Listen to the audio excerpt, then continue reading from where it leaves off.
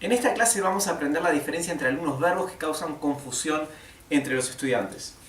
Son el verbo to rise y to raise. Y también hablaremos del verbo to arise, que es parecido. Y hablaremos de los verbos to lay y to lie. ¿Bien? Primero que nada, los verbos to raise y to lay son verbos regulares, mientras que los verbos to rise y to lie son irregulares. Y aunque significan cosas muy parecidas, se usan en casos diferentes, así que no se pueden confundir. No se puede usar uno en lugar del otro, a menos que reconvirtamos la oración. ¿Bien? Bueno, veamos simplemente, brevemente, cómo se conjugan, ¿sí? Con el formato típico de las listas de conjugación de verbos.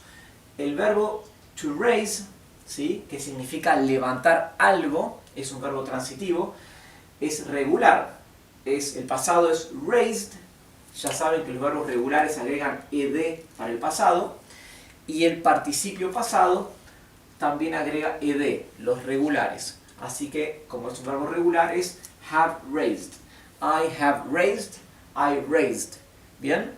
Los demás tipos de orales no importa mostrarlos porque siempre son regulares, no cambian jamás. Por ejemplo, el futuro, como siempre, se agrega will antes y ya queda el futuro, ¿verdad? I will raise. ¿Bien? Bueno, dijimos que to raise es levantar algo, ¿sí? Bueno, el verbo ahora to rise, que es parecido, genera confusión. To rise es irregular. El pasado es rose. I rose. ¿Bien? Y el participio pasado es I have risen. I have risen. Este no es un verbo transitivo, es reflexivo. Significa elevarse. ¿Bien? Elevarse o subir algo. Por ejemplo, si estoy hablando de que el avión está elevándose por encima de las nubes, uso el verbo to rise. ¿Bien? The plane is rising. O is rising above the clouds. ¿Sí? Ahora, si yo voy a decir que yo voy a levantar algo, o sea, estoy diciendo levantar alguna cosa, no que la cosa está levantándose, sino que yo estoy levantando algo, ¿verdad? Levantar algo. Ahí usamos el verbo to raise, que es transitivo. I will raise my hand. ¿Sí? Voy a levantar la mano. En realidad sería como el verbo elevar, pero de forma transitiva. Porque ahora si voy a levantar algo del piso, generalmente preferimos usar el verbo to lift. ¿Sí? To lift. Bueno, ahora veamos lie y lay. ¿Bien?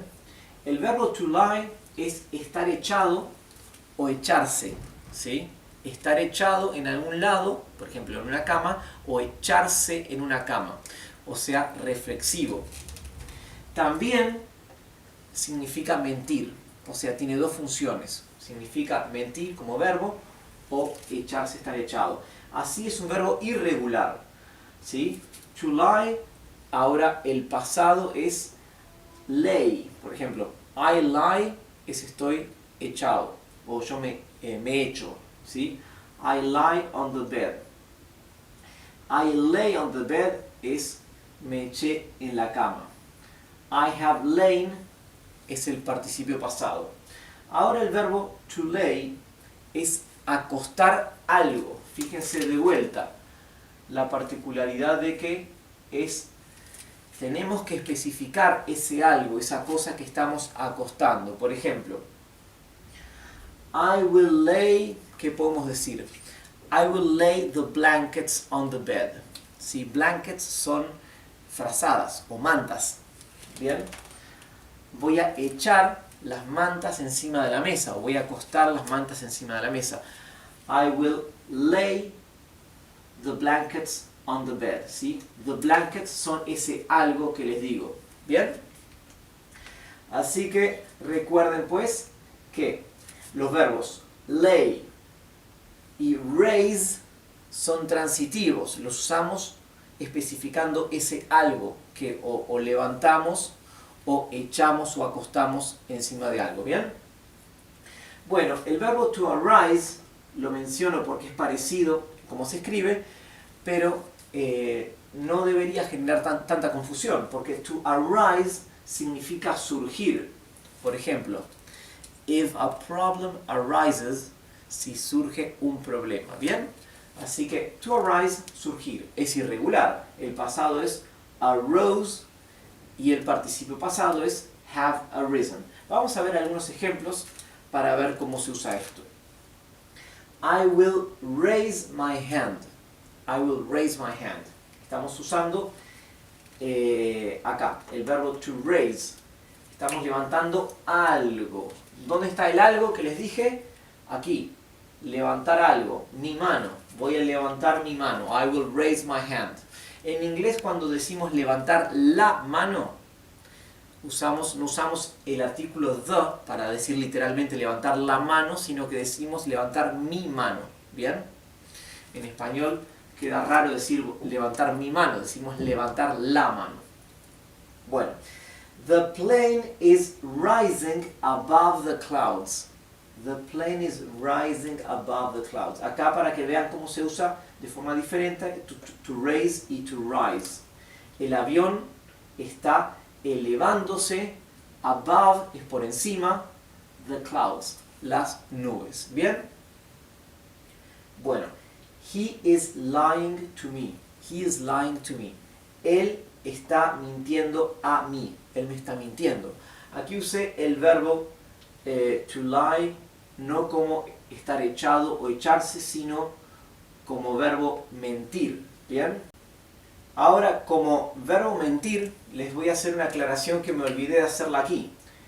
To lie puede ser estar echado, echarse o mentir. Sin embargo, cuando es verbo mentir, el pasado es diferente. Es lied, ¿sí? Y have lied. O sea que solamente el infinitivo y el presente es igual entre mentir y el verbo estar echado o echarse. En el pasado y el participio pasado cambian. O sea que lay, have lain es para estar echado o echarse, y lied y have lied sería para mentir. Mentí, he mentido. ¿Bien?